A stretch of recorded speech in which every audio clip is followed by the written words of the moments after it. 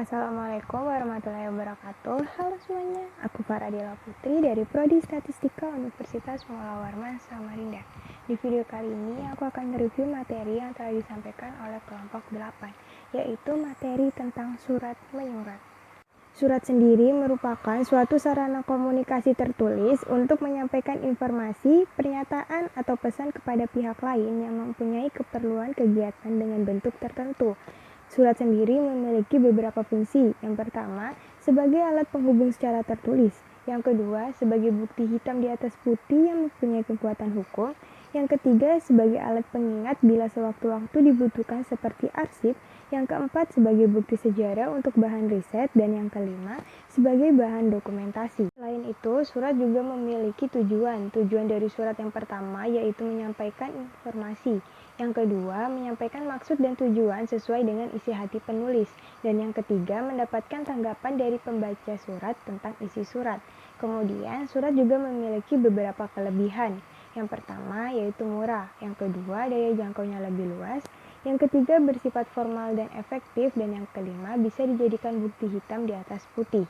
Adapun syarat surat yang baik, yang pertama, surat harus disusun dengan teknik penyusunan surat yang benar. Yang kedua, isi surat harus dinyatakan secara ringkas, jelas, dan eksplisit.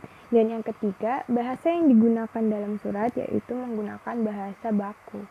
Selanjutnya ada jenis-jenis surat. Surat dapat dibagi berdasarkan sifat surat, wujud surat, tata aliran surat, keamanan isinya, berdasarkan proses penyelesaiannya, dinas pos, dan berdasarkan cara pengirimannya. Berdasarkan sifat surat, surat dibagi lagi menjadi 5, yaitu surat pribadi, surat dinas pribadi, surat dinas swasta, surat niaga, dan surat dinas pemerintah.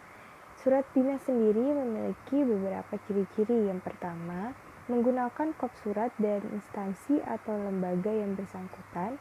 Yang kedua, menggunakan nomor surat, lampiran, dan perihal. Yang ketiga, menggunakan salam pembuka dan salam penutup yang baku. Yang keempat, menggunakan bahasa baku atau ragam resmi. Yang kelima, menggunakan cap atau stempel instansi atau kantor pembuat surat. Dan yang keenam, format surat tertentu. Selanjutnya, berdasarkan wujud surat, surat dibagi lagi menjadi 7. Yang pertama, surat yang menggunakan kartu pos. Yang kedua, warkat pos. Yang ketiga, surat bersampul. Yang keempat, surat terbuka dan surat tertutup. Yang kelima, memorandum dan nota.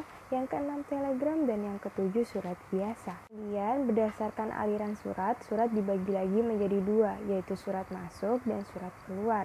Surat masuk sendiri adalah surat-surat yang diterima oleh suatu organisasi atau perusahaan yang berasal dari seseorang atau dari suatu organisasi. Kemudian surat keluar sendiri adalah surat-surat yang dikeluarkan atau dibuat oleh suatu organisasi atau perusahaan untuk dikirim kepada pihak lain, baik itu perseorangan maupun kelompok. Kemudian berdasarkan keamanan isinya, surat dibagi lagi menjadi 3, yaitu surat sangat rahasia, surat rahasia, dan surat konfidensial. Kemudian berdasarkan proses penyelesaiannya, surat dibagi lagi menjadi 3, yaitu surat kilat, surat segera, dan surat biasa. Selanjutnya, berdasarkan dinas pos, surat dibagi menjadi 4, yaitu surat biasa, surat kilat khusus, dan surat tercatat. Kemudian berdasarkan cara pengirimannya, surat dibagi menjadi 4, yaitu surat pos, telegram, flash email, dan email. Kemudian ada pula bagian-bagian surat. Yang pertama ada kepala surat. Kepala surat sendiri meliputi nama dan logo instansi, alamat, kode pos, nomor telepon, serta email. Kemudian ada tepat tanggal surat, contohnya Bandung, 1 Mei 2020. Kemudian ada nomor surat. Nomor surat sendiri meliputi nomor urut penulisan surat, kode surat, dan angka tahun. Selanjutnya ada lampiran dan hal. Lampiran sendiri memuat penjelasan jumlah dokumen yang disertakan, dan hal sendiri merupakan inti yang akan disampaikan dalam surat. Kemudian ada alamat surat. Kemudian ada salam pembuka. Salam pembuka sendiri penulisannya dimulai dengan huruf kapital dan diakhiri dengan tanda koma. Kemudian ada alinea pembuka. Kemudian ada isi. Isi sendiri berisi maksud tujuan dari pengiriman atau penulis surat. Kemudian ada penutup, umumnya berisi ucapan terima kasih.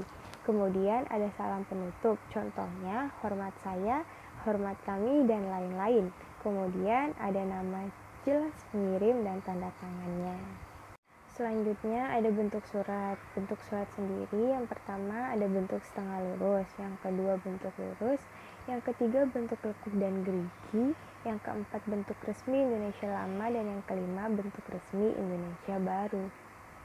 Mungkin itu saja dapat saya sampaikan. Terima kasih telah menonton video ini. Bye-bye.